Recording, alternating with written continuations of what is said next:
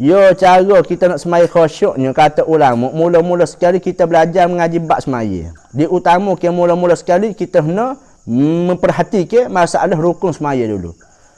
Paling kurang esok tak ada arah. Yo kalau sebut kata khusyuk ni, makna kata tawajuh kita dalam semaya tu.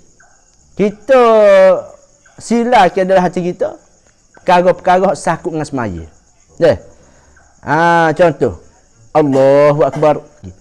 Kita baca Bismillahirrahmanirrahim. Ayat depan kita nak baca pula ayat gapo nama. Kita perhati dah.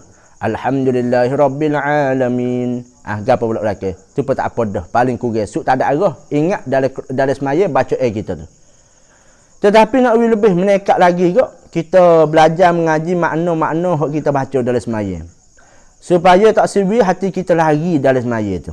Sahabat dalam kitab Musalli sekalipun mengatakan dalam semaya kalau kita ingat kepada benda hak lain daripada semaya, walaupun benda tu akhirat sekalipun, tetap masuk dalam tipu daya syaitan juga weh.